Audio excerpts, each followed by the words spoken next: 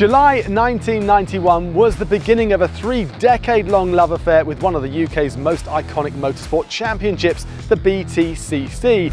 The man whose love affair it is that I'm talking about, well, it's none other than 3-time British touring car champion Matt Neal. And I've come to Team Dynamics to find out just how it started. How you doing, mate? right? Yeah, good, thanks. Good to see you, good to see you. Thanks very much for having us here. And trophies. We've got a few dotted around the place. When you think, I'm not one into stats, but as they tell me, apparently I've had 360 podiums in BTC alone, and they all come with a pot. And some could be independent, so you get 2 trophies, some are manufacturers, and so they are, yeah. But these are big ones, right? These are the big boys. There's some from Silverstone Classic. Oh yeah. That's the European touring cars. Yeah. I think that was the last ever super touring race to international rigs at Estoril. So this is from your dad's outright win, Crystal Palace. Yep. You don't remember it? I don't remember a lot about it. Well, I might have been here or a twinkle in his eye, but yeah, that's when the Minis, he was in a Mini and they won, because it was obviously a class system back then. Yeah. But they won outright, or he won outright at Crystal Palace, which was a big thing. So yeah, found it in his loft. Really? Yeah. And there's loads of stuff up there, so. It's now on display with your prize collection as well. Some of your prize collection. Yeah, it's pride of place, that's front of house. Yeah. So, for Dad. We have you've either got bog standard or I bought these just as a bit of a gimmick, and I have them as a bit of a change sometimes. So you've got double choc coffee, cookies and cream. You can even have Irish decaf if you want decaf. No. We'll try double choc for you. Double choc. Have a surprise. Thank you. Thanks very much for having us here at the heart of this operation, Team Dynamics. Tell us a bit about this place. Everything starts in the kitchen, doesn't it? Beginning of the day. Yeah, we moved in here about 2016. We were historically for over 20 years in some post-World War II prefab units down in Pershore, which served us great, but when people wanted to come on, or sponsors or whoever wanted to come on factory tours, we used to sort of just keep them away because it was rough and ready. So we built this place. It was an old foundry. We converted it to be somewhere where everyone could be proud of. You know, sponsors want to be associated with, and it's got a good facility. It's got the conference centres, everything. So it's yeah, gone from there really. You did ask me about where it all started. I've got some pics just in here. I'll grab, and then we can have a look at them as we go in the shop. This is the hub, is it? This is the messy office. This is the messy office, yeah. So I'll take these, but I won't look at them. My dad used to sit on one side of the desk, yeah, and I used to sit on the other side, and we used to argue like cats and dogs. Really? Yeah. Who won? Oh, well, he always won, didn't he? Always. So this is the shop. It's changed a bit since I was last year. Last time you had the 2 Hondas. Yeah, you had the 2 there, and you had a lawnmower here as well. Yes. But it's now mostly We historic. used to do some, because with Honda, they used to keep us on a real tight leash, and but they got some rich veins, and they liked us because we got a good voice, and they were after exposure for different sides of the business, one being power equipment. Right. So we were building these. We built this souped-up lawnmower, which broke the world record, and then that got beaten, so we built another one, which was just ridiculous. Which is it's another story again. Totally different tangent there. So we've kind of hinted upon this 3 decades of you in British touring car, which is incredible. But I want to go back to the very first moments of your life. You know, when was that? Where was that? What were your folks like? What was growing up like for you? I think by the time I realised who I was and what I was, you know, I'm going back to 3 or 4. My dad had finished racing and he was out of it. And when he finished racing, he just got completely out of it because I think he'd been so involved in it. And so we used to go to a few races, and he used to take me to the Grand Prix when it was accessible and easy to get in, and to the Tourist Trophy and to a few touring car races. But I'm talking less than a handful a year. But I just got the bug. From when I can remember, if people wanted to be astronauts or firemen or whatever, all I wanted to do was race.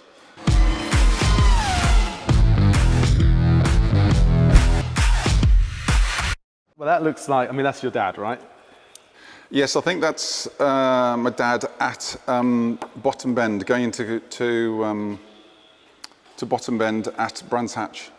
And I'm told it's the way they all drove them in his, but It's just... yeah, he didn't have seat belts, and they didn't have cage because he was quite heavy.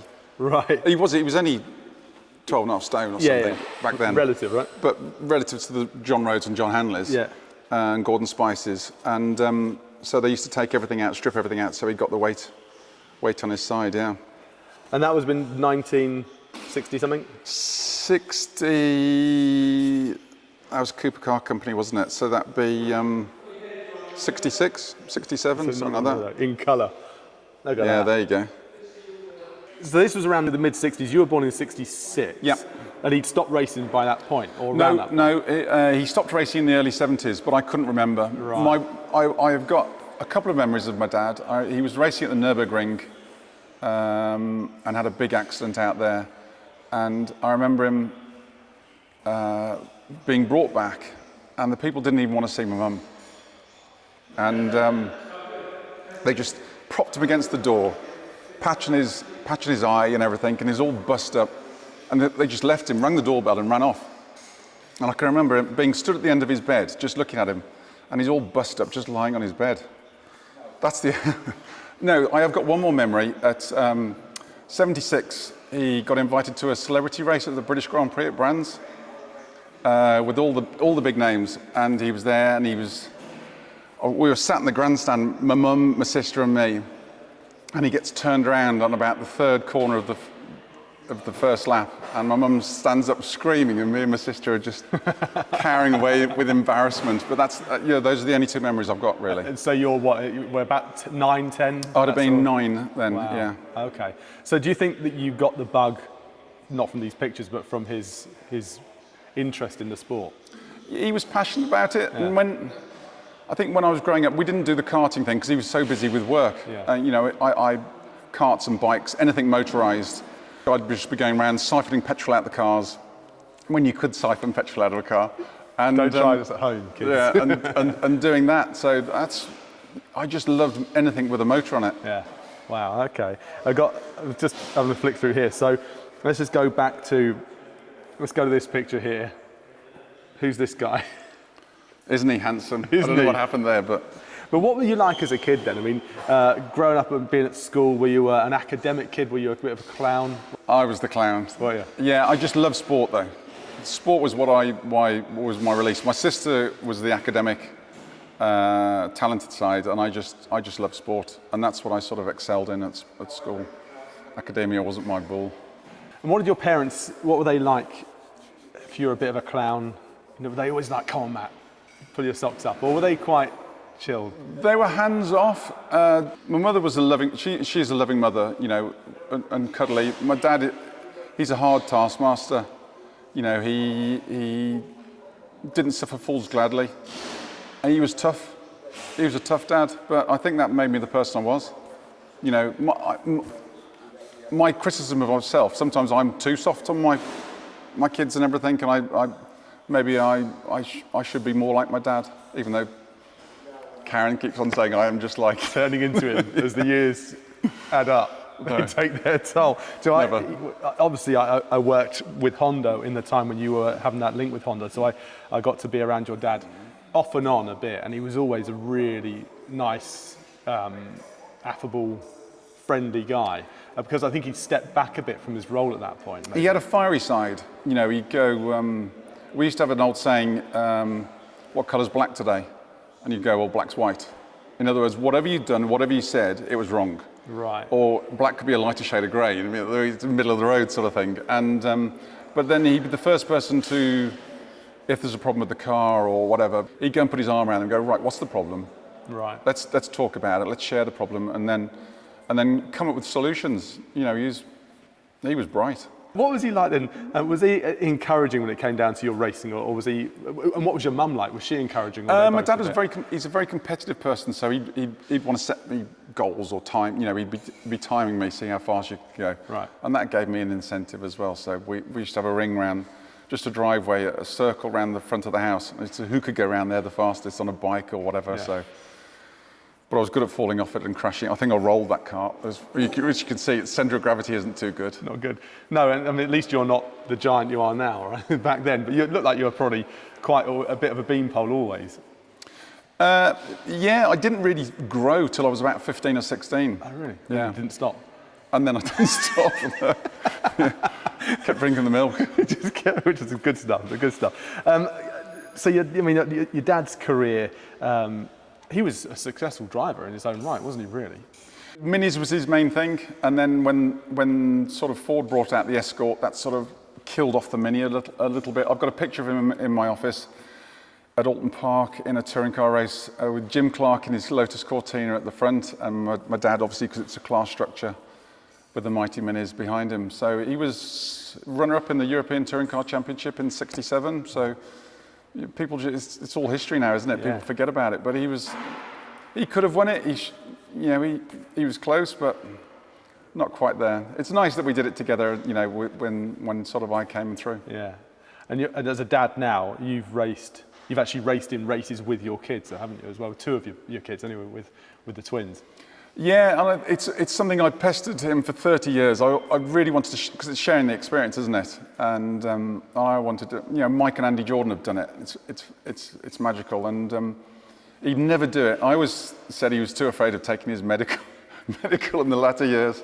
So I've done it with the boys, and so anyway, because obviously he passed in July, and he was cremated.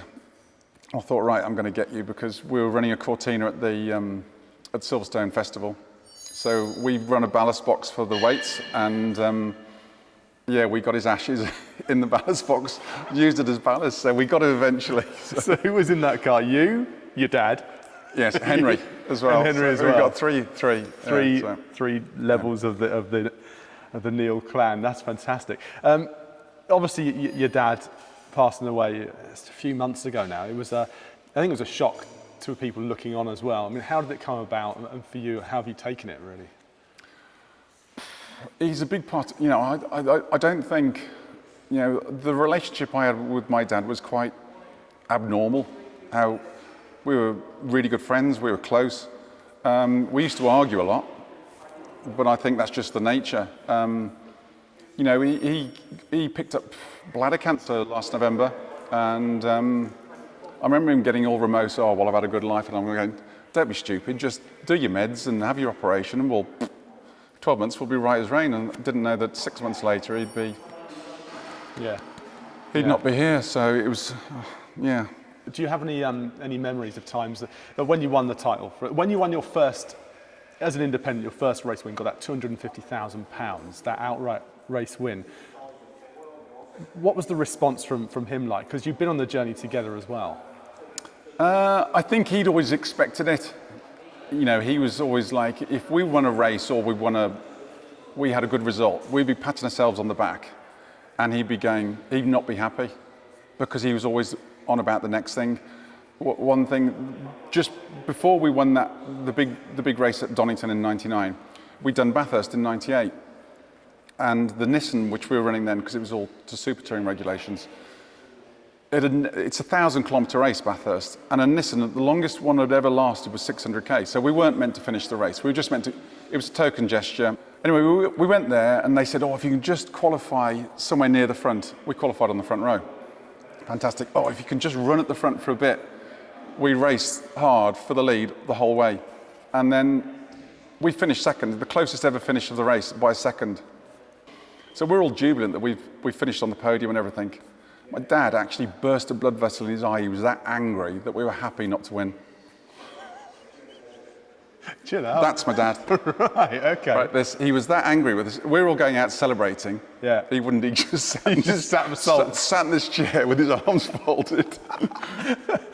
Well, I suppose another moment where we clashed, I think. What about when you won titles? 3 British touring car titles outright, 6 independent titles. It's been a phenomenal journey you've been on. Yeah, you go back to the first race. When we won the first race, obviously it was mega. My dad was crook as a dog that day, so he couldn't really enjoy it and embrace it like sort of the rest of it. But going back to the first race win, it was one of the biggest and best moments of my career, which we all talk about now. But it's one of the biggest anticlimaxes. Even though we won £250,000, which is like winning the lottery, isn't it? The next morning I woke up and I thought, am I a better person for it? Has it changed me? No. And it was a real deflate, and you have to pick yourself up and go and then find the motivation again. And exactly the same was with the euphoria.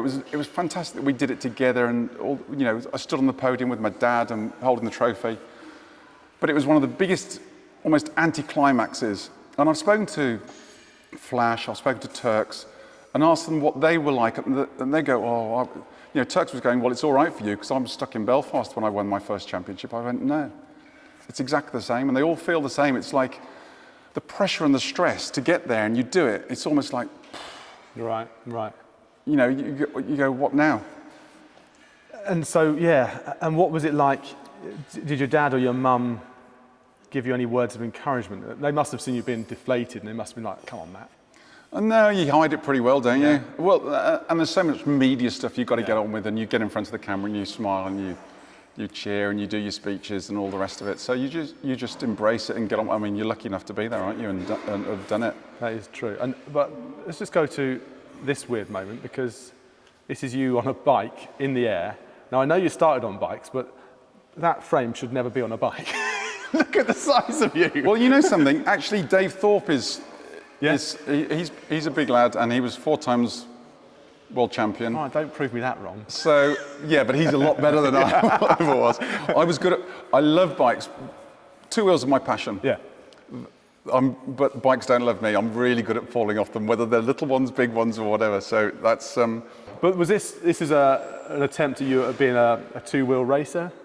You know something? When all I wanted to do was race, and so when I was 17, I got my car, I got a trailer, I started work, and I bought a bike and I went off racing because I couldn't afford to go car racing. So that was my biggest adrenaline rush I could get for the most affordable way. And then it's only, because I did about 4 years on bikes, bust myself up pretty good on occasion. My mum was going mental, and so my dad got me into car just to get me away from that. Really? Yeah, that's where it started. Not thinking I was going to go, oh, touring cars is where you're going, or this or that, you know. So I didn't think, oh, right, that's where I want to be. It was just enjoying the moment and being as good as you can in it. And luckily, you found your way off those 2 onto 4. Let's have a look at this dashing chap here then. I mean, who the heck is that? I mean, that's a Hollywood star. Is it the same? Is it the same guy? When was this? That was about 93, so how long would it be? 30 years ago, so. And look at that one. Hey, look at that. What a guy. God, you had the Hollywood Nice looks, hair, didn't you? nice You had hair. the matinee idol looks, didn't you, back then? That was my one and only DTM race. At Donny? At Donington, yeah. By the looks, because it's got the Coca-Cola on there, yeah. Absolutely right. One of them. And so, you know, a young kid growing up, bit of a class clown, bit of a buffoon. Do you think you've always been that class clown? Have you taken that through your career as well? Or have there been times where maybe your old man or your mum have had something? Right, I'm very serious. I work hard. I'm very competitive, but I like to. You've got to enjoy the ride of life, haven't you?